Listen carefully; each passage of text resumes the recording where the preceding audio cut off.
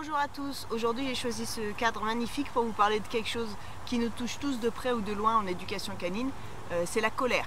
C'est un sujet qu'on n'aborde pas assez. On considère que ceux qui se mettent en colère c'est les méchants et que quand on est en éducation positive on n'est jamais en colère. Alors c'est vrai, malheureusement quand on est en éducation positive on est aussi des êtres humains et se mettre en colère c'est une émotion, une réaction physiologique qui est naturelle. Donc on va voir ce qu'on peut faire pour les fois où cette colère arrive, où on sent la colère monter, on sent les premiers signes, comment on peut faire. Parce qu'on est tous d'accord qu'en éducation canine, la colère c'est un sacré ennemi. Et c'est pas ça qui va nous aider à avancer positivement avec notre chien.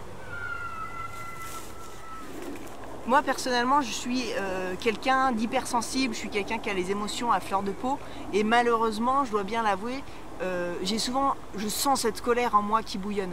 Pourquoi? Parce que peut-être je suis impuissante à une situation, j'arrive pas, peut-être de l'impatience, on verra toutes ces raisons après. On va évoquer pourquoi la colère est un des pires ennemis en éducation canine.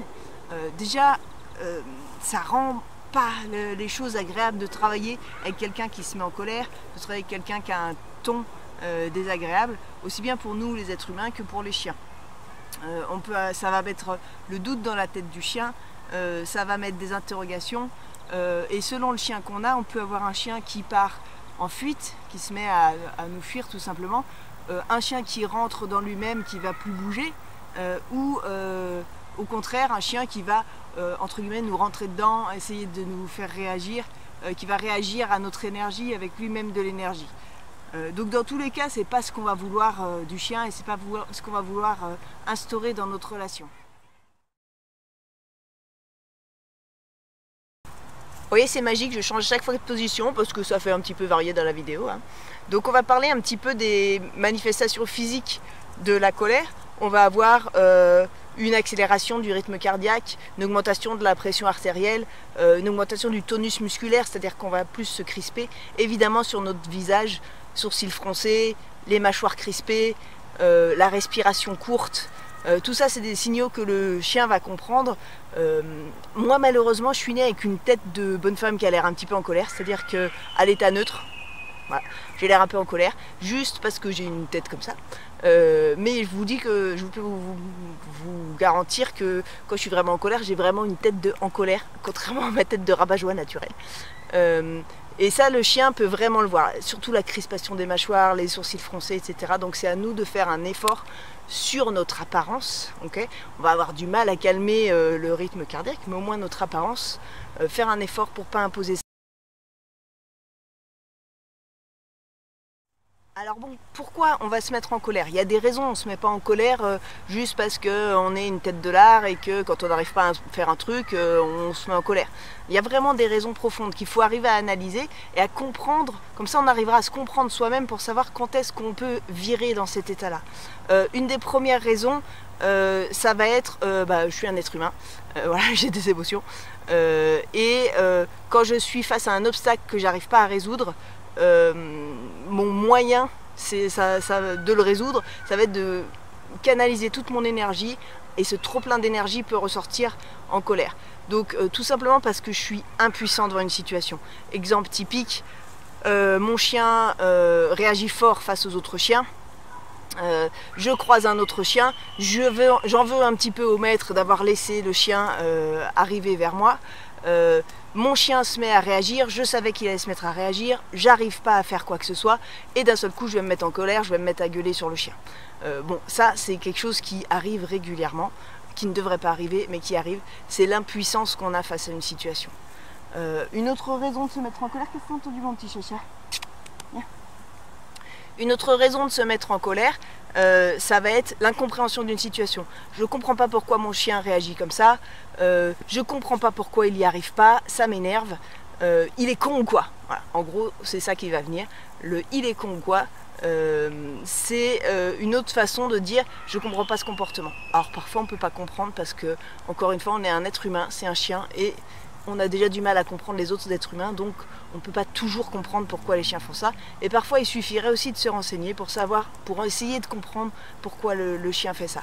Mais essayez d'analyser si vous vous mettez en colère parce que vous ne comprenez pas ce qui se passe. Si c'est le cas, à ce moment-là, renseignez-vous, essayez d'avoir cette information-là, peut-être que ça vous aidera à moins vous mettre en colère.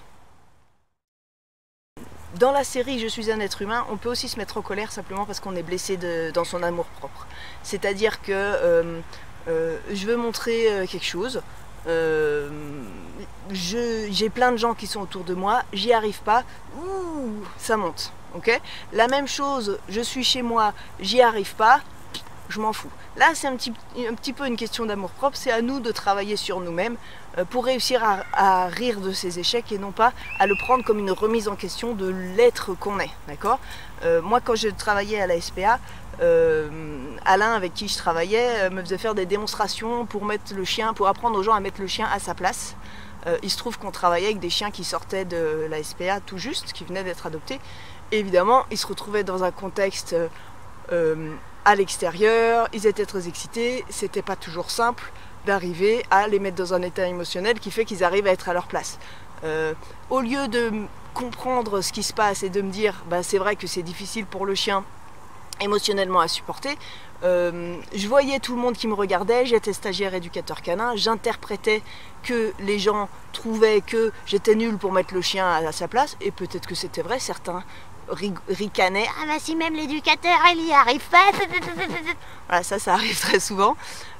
Donc à l'époque j'étais peu sûre de moi, ça pouvait soit me déstabiliser, soit me mettre en colère, ou en tout cas me durcir un petit peu. Maintenant je vais rigoler, je vais expliquer aux gens qu'un chien c'est un chien, que c'est pas un robot, qu'on ne peut pas le faire travailler dans n'importe quelle situation, et que je leur montre comment il faut faire, et que chez eux dans leur salon ça ira mieux. Donc voilà, c'est quelque chose qui maintenant ne me touche plus, mais quand je manquais un petit peu d'expérience, me remettait en cause moi, mon amour propre, comme si c'était comme si j'étais moi-même en échec profond. Et une des dernières raisons, il y en a sûrement plein d'autres, mais une des dernières raisons auxquelles je pense, c'est l'impatience. Ça fait 1000 fois que je fais ce truc-là, le chien sait toujours pas faire, ça commence à m'énerver. Donc ça c'est pareil, c'est une question de connaissance du chien. On sait qu'il faut parfois des centaines de répétitions pour certains chiens. Alors évidemment quand l'autre à côté, avec son super chien super intelligent, il y arrive en 2 fois, et que moi mon chien il y arrive toujours pas, pour plein de raisons. Au lieu de me poser la question pourquoi il n'y arrive pas, qu'est-ce que je pourrais faire pour qu'il y arrive, combien de temps ça peut prendre, peut-être que pour moi ça prendra plus de temps, et bien là d'un seul coup je me mets en colère. Bon, il y a un chien qui m'arrive dessus bien sûr. C'est bien mon petit toutou. Voilà. Très bien. J'ai toujours le chien qui passe, hein, donc il y a un petit peu occupé à faire autre chose. Le problème de la colère, c'est que pour certains chiens, se mettre en colère ça va marcher. Donc pour le mettre, ça peut être auto-renforçant, ça va marcher les premières fois. Mon chien réagit trop fort, je lui gueule une bonne fois dessus, il va se taire. Du coup je vais me dire, tiens, ça marche, pour que mon chien se taise, il faut que je gueule dessus. C'est bien mon petit toutou. Mais le problème c'est qu'il va se passer 2 choses. Soit petit à petit le chien va s'habituer à ce qu'on gueule et ça va marcher de moins en moins. Soit il ne s'habituera pas, on va le braquer, on va le stresser et on va encore renforcer le stress qui fait que le chien réagit, par exemple dans le cas d'un chien réactif.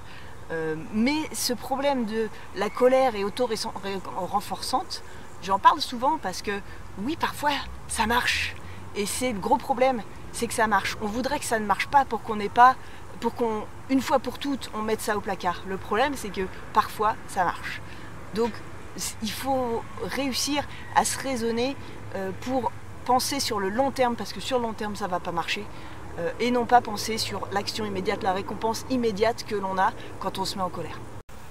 Aujourd'hui, il peut encore m'arriver parfois de me mettre en colère, c'est sûr, parce qu'encore une fois, j'aime bien le dire, je suis un être humain, il peut m'arriver en tout cas d'avoir ce sentiment qui monte, mais beaucoup moins souvent. Pourquoi? Parce que j'ai plus confiance en moi. C'est-à-dire que le regard des autres sur moi, je m'en fiche un petit peu plus. Ils peuvent rigoler parce que ça marche pas ce coup-là. Bah oui, ça marche pas ce coup-là. Encore une fois, comme on disait, parce que mon chien c'est pas un robot, parce qu'il y a plein de trucs. C'est pas moi qui suis remise en cause. Le deuxième point, c'est que je sais ce que je fais. C'est-à-dire que j'analyse plus les conséquences des choses, je maîtrise, je sais qu'il y a plusieurs étapes et que la dernière étape ne sera pas acquise avant de passer par les 150 étapes qu'il y a avant. Donc le fait de savoir ce qu'on fait permet de moins se mettre en colère quand on n'y arrive pas. Je sais aussi qu'un chien peut mettre longtemps à apprendre. Par exemple, j'ai voulu apprendre à Yeti à boiter et j'ai mis... Alors évidemment, je ne le faisais pas tous les soirs, mais en reprenant, arrêtant, j'ai peut-être mis 6 ans. Alors que celui d'à côté, avec son border collie ou son je sais pas quoi, c'est pas forcément une question de race, il fait « Ah, regarde ce que j'ai appris, hop hop hop », et le chien il boite, et toi t'es là, bon, ok, super. Mais peut-être que moi j'ai appris autre chose en 2 secondes, et que l'autre il a appris en 3 ans. Ça m'est encore arrivé le week-end dernier, j'avoue que ça m'a un petit peu saoulé. Quand ça fait 2 ans que je travaille quelque chose avec Yop, je demande au stage à un stage de frisbee, comment je peux travailler ça. On me montre exactement ce que j'étais en train de travailler. Les 4 autres autour essayent et littéralement 3 essais y arrivent et mon chien continue à se cracher sur moi comme une grosse daube pour pas y arriver. De la même façon, j'ai acheté le DVD de Suzanne Garrett qui s'appelle 6 jours 6 piquets pour le slalom. Bon, et ben j'ai eu 2 jours 2 piquets, 3 jours chien taré. Parce que le fait de me voir arriver avec les piquets tous les jours, un chien comme Yop, avec la psychologie de Yop, ça l'a mis complètement au taquet, il a fait les piquets, les piquets, et lui demander de réfléchir, de ne pas être en vitesse sur cette méthode-là, pour lui ça convenait pas. Donc j'ai repris avec une méthode de couloir, en remettant une méthode de 2-2 pour ceux qui connaissent le slalom. Bref, j'ai adapté au cas de mon chien. Qu'est-ce que tu regardes, Milou? J'ai adapté au cas de mon chien pour pouvoir faire que je sois en réussite. Et ne pas me sentir dans l'échec, ne pas me dire bah ouais, Léon, je suis nul, ou la méthode de Suzanne Garrett elle est nulle. Voilà, simplement ça ne nous convient pas. Pose-toi, réfléchis, analyse, adapte. Ça c'est hyper important. Donc étant donné que je ne vais pas pouvoir complètement bloquer mes émotions et que je ne vais pas pouvoir complètement m'anesthésier, humainement parlant, en tout cas moi j'en suis pas capable, si vous en êtes capable je vous félicite, moi j'en suis pas capable, je vais avoir quand même des moments, même s'ils sont beaucoup moins fréquents, où je vais m'impatienter, des moments où il va me faire mal parce qu'il me fonce dessus comme un gros taré au frisbee, je peux encore vous montrer, j'ai encore un gros bleu là, des moments où je suis surprise, etc. Dans ces cas-là, ce qu'il faut c'est s'analyser soi-même. Essayer de prendre du recul, essayer de sortir de soi, de se regarder, de repérer les signaux physiologiques. Est-ce que à l'intérieur de moi, je sens mon cœur qui se serre? Est-ce que je sens mes mâchoires qui se serrent? Est-ce que je sens mes poings qui se serrent? Est-ce que je me mets à parler de manière saccadée? Est-ce que mes muscles se tendent? Voilà, parfois c'est même pas encore à l'extérieur. Je vous dis, pour moi, c'est le cœur, l'estomac. Je sens ça, j'arrête.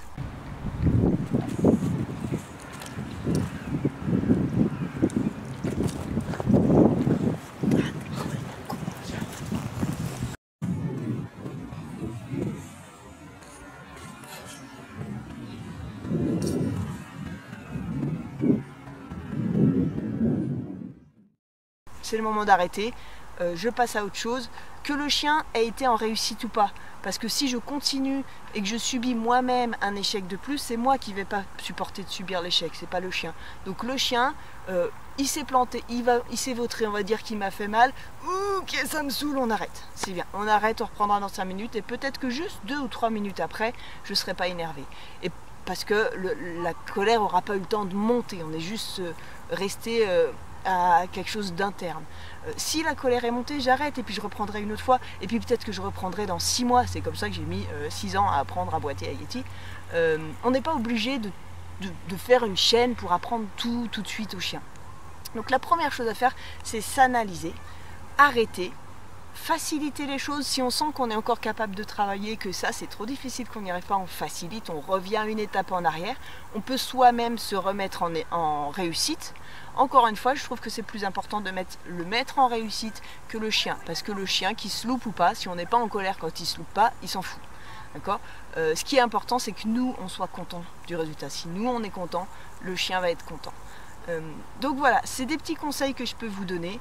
Simplement de vous auto-analyser, de réfléchir sur vous-même. On est dans se connaître soi-même pour réussir à mettre le chien en confort, d'accord? Parce que si j'ai la petite friandise, que je suis hyper tendue, que je suis saoulée et que je fais assez bien, ou que je clique parce que je veux pas faire bien, donc je clique et je lui donne sa nourriture, mais je suis hyper tendue, si j'ai une bonne relation avec mon chien, il va le sentir. Et sa petite nourriture, alors que j'ai les mâchoires serrées et que j'ai fait clic, il va la prendre, mais il ne sera pas en confort. Donc l'idée, c'est vraiment d'avoir un chien qui est en confort. Et pour avoir un chien qui est en confort, si vous avez une bonne relation avec votre chien, le seul moyen, c'est que vous soyez en confort. Donc voilà, cette vidéo était aussi faite pour vous déculpabiliser de parfois ressentir de la colère. Parce que, voilà, parfois ça arrive. Maintenant, il faut le savoir, il faut prendre conscience, il faut prendre du recul, il faut s'analyser et réussir à arrêter à temps. Donc voilà, ça c'est très important et c'est comme ça qu'on va réussir à mettre son chien en confiance. Observez le chien, observez aussi les signaux qu'il présente. Mais attention, parce qu'un jeune chien qui a peu de relation avec vous va sans doute être peu perméable à votre colère au début et ensuite s'en prendre plein la tronche. Donc faites attention, réagissez avant qu'un chien devienne hypersensible. Voilà, essayez de vous analyser, essayez de regarder le chien. Voilà, j'espère que cette vidéo vous aura apporté quelque chose. Yop Yop a dormi tout le long. Ça va mon petit? Voilà. Voilà, on vous dit à bientôt pour une prochaine vidéo. À bientôt Yop Yop. Et puis enjoy surtout.